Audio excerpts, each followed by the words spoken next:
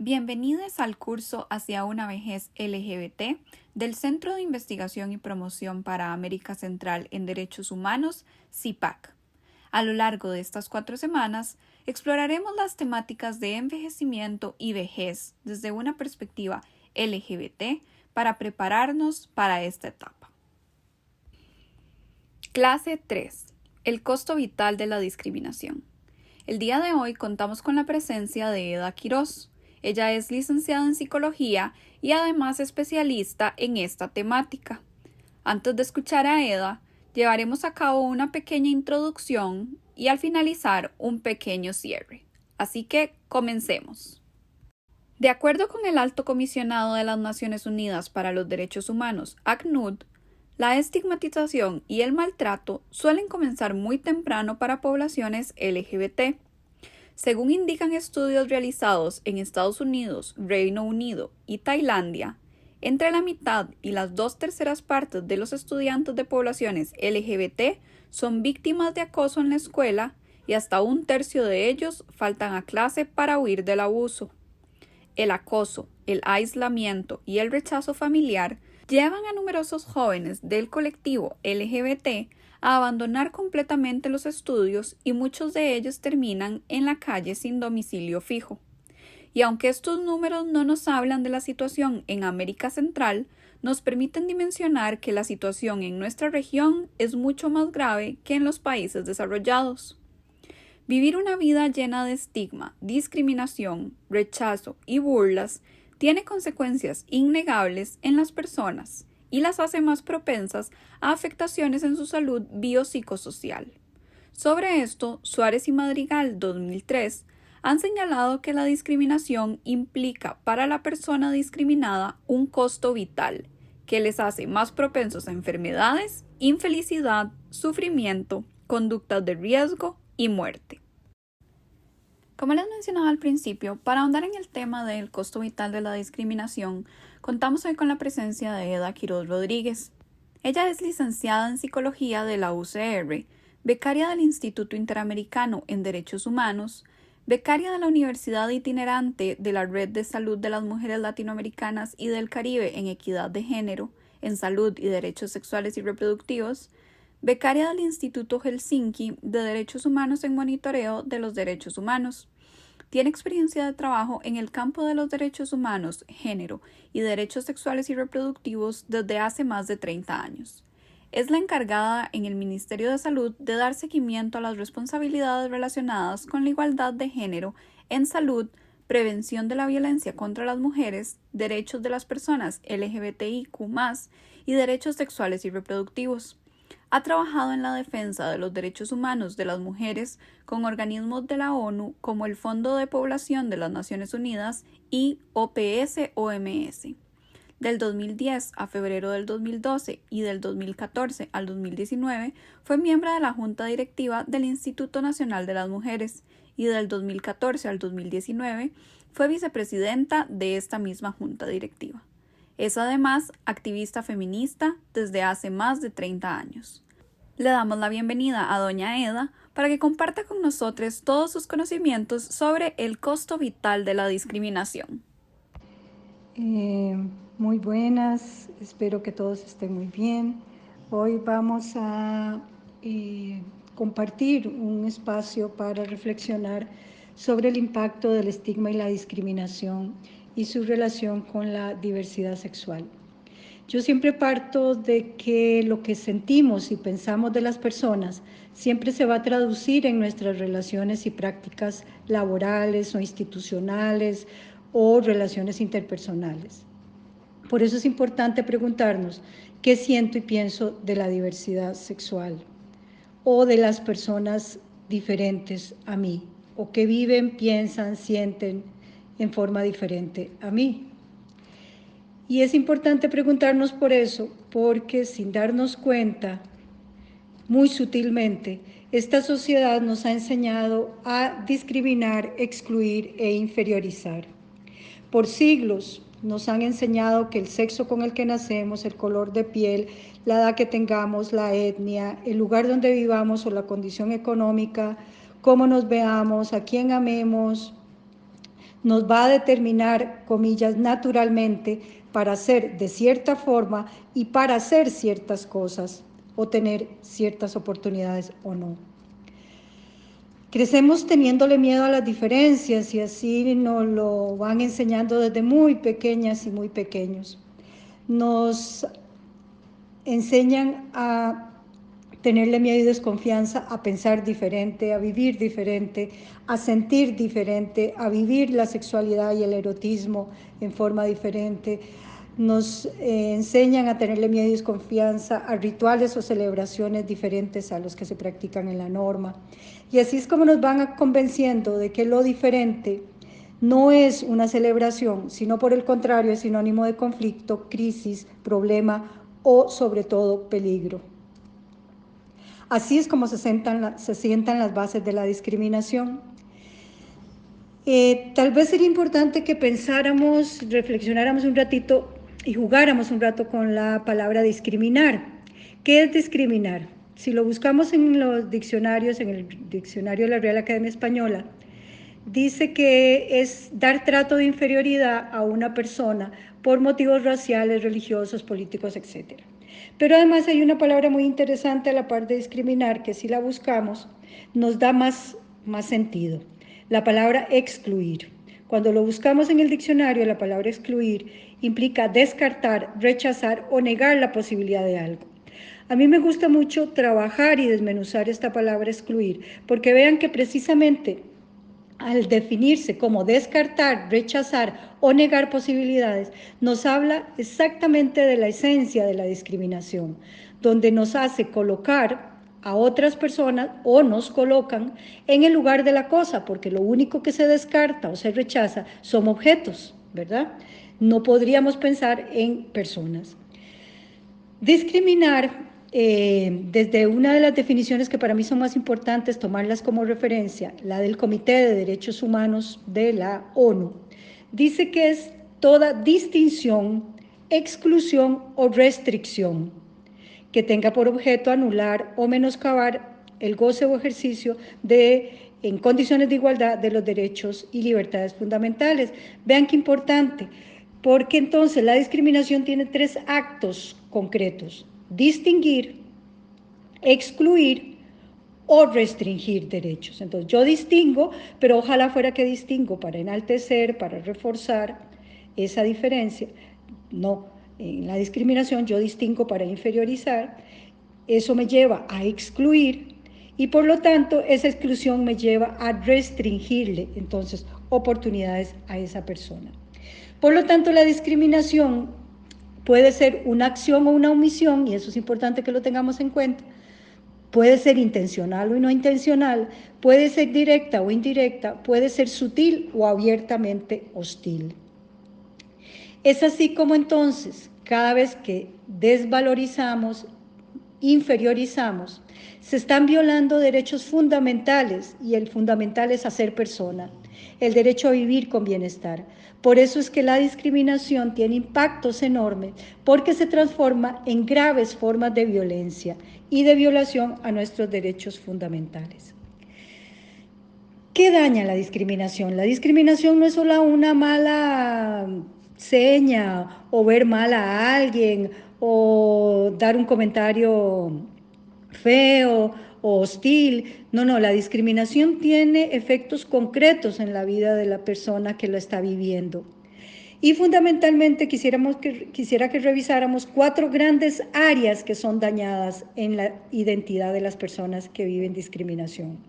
Una de esas grandes áreas es la confianza, donde esa traición se empieza a instaurar y empieza a hacer que perdamos no solo confianza en nosotras y en los compañeros en sí mismos, sino además en las demás personas. Entonces, esta área de la confianza, que es gravemente dañada, va a tener impactos muy importantes en la vida nuestra. Otra área muy importante que es dañada es la imagen y el valor que tenemos de nosotras mismas o los hombres de sí mismos.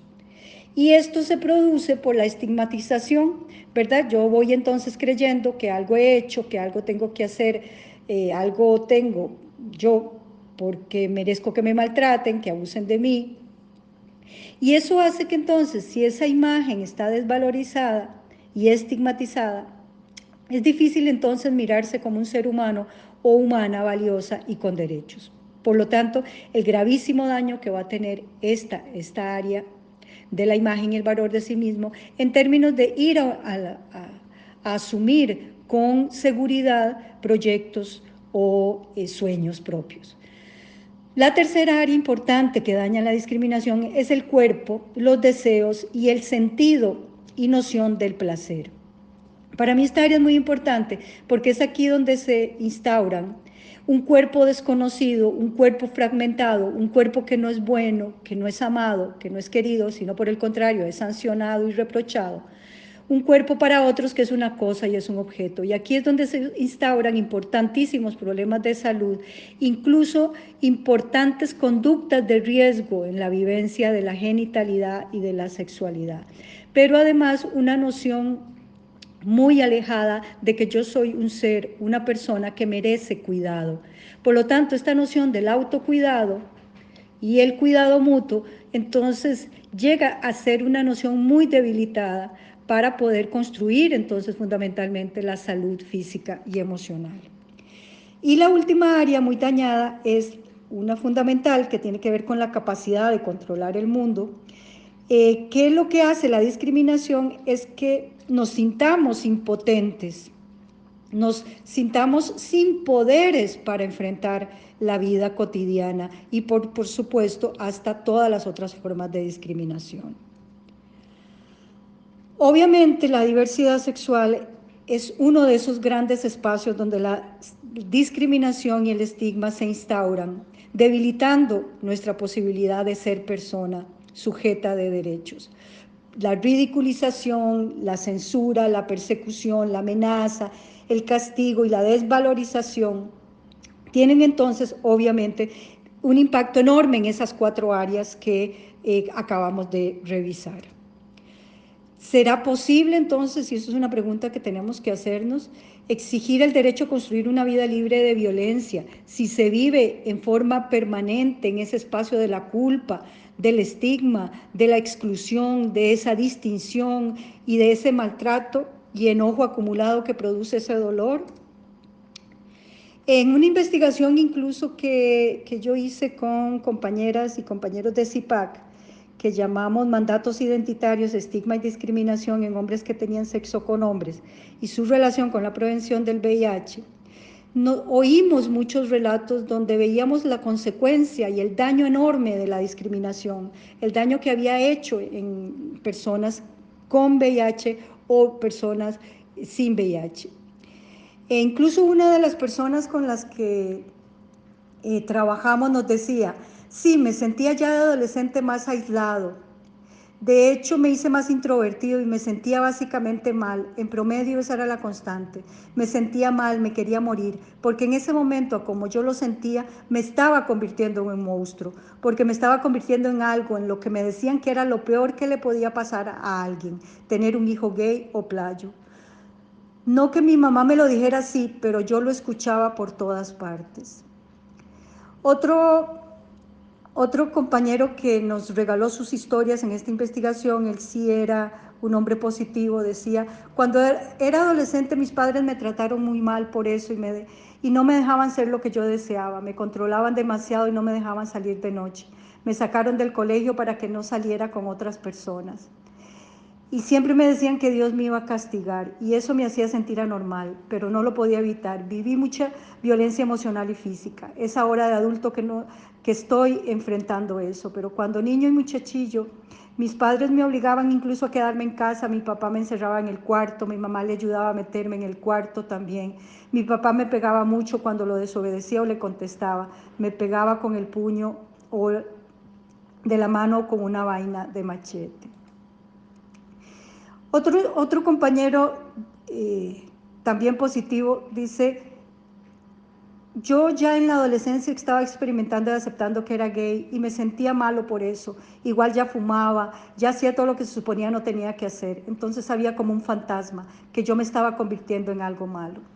Y esto es importantísimo y se los quería leer porque obviamente si yo me siento malo, si siento que no merezco nada, si me siento anormal y si siento que estoy haciendo daño a los demás, en este caso por mi orientación sexual, obviamente lo que voy a crear es una profecía que va a terminar haciendo que se confirme que yo soy malo y que no merezco nada bueno, ¿verdad? Entonces por eso no era extraño pensar que estas personas se habían infectado también por el VIH y a pesar de que tenían conocimiento, no habían usado condón o las prácticas genitales eran muy inseguras.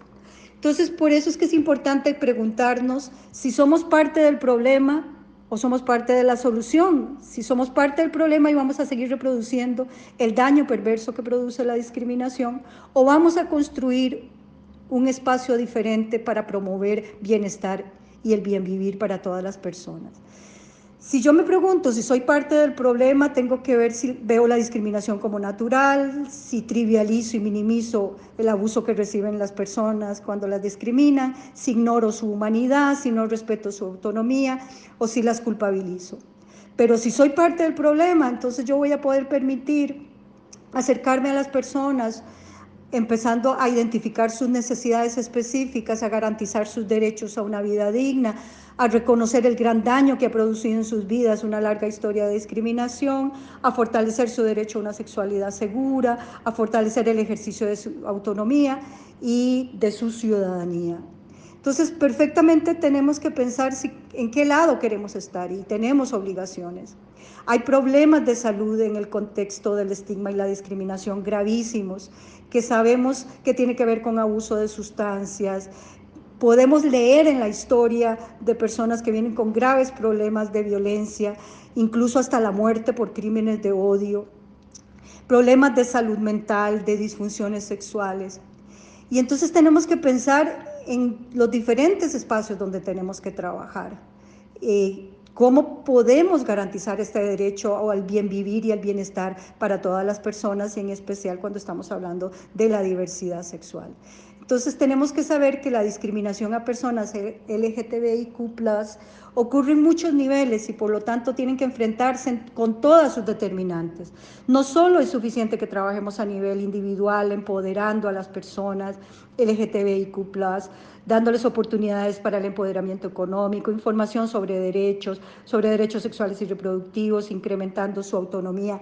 Es fundamental que trabajemos eso, pero no es suficiente porque entonces seguimos haciéndoles creer que solo el cambio es tan individual. Tenemos que hacer también cambios en el nivel de las familias y del hogar, trabajando con las familias, el reconocimiento de las diferencias, la promoción de la igualdad, entendiendo la diversidad sexual y promoviendo la igualdad y la no discriminación desde que los niños y niñas son muy pequeños. Pero también hay trabajo que hay que hacer en la comunidad, trabajando con redes comunitarias para la prevención de la violencia, trabajando en apoyo multisectorial, integrados para el apoyo a personas LGTBI, trabajando en movilización comunitaria para el cambio de normas, donde la discriminación no sea algo natural, y apoyando organizaciones además que protejan los derechos de las personas LGTBI, pero también tenemos que hacer cambios a nivel de la sociedad global, trabajando con leyes que sancionen la discriminación, con planes nacionales que promuevan los derechos de las personas LGTBI,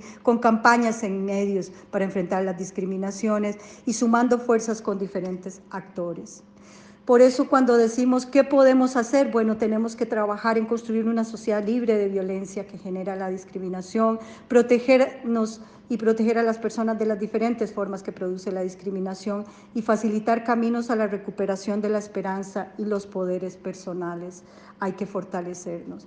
Tenemos que apoyarnos para transitar de este miedo, culpa, vergüenza y desesperanza que produce la discriminación hacia la recuperación que tenemos todas las personas a ser reconocidas seres humanas con el mismo derecho a vivir con alegría, amor, respeto y dignidad.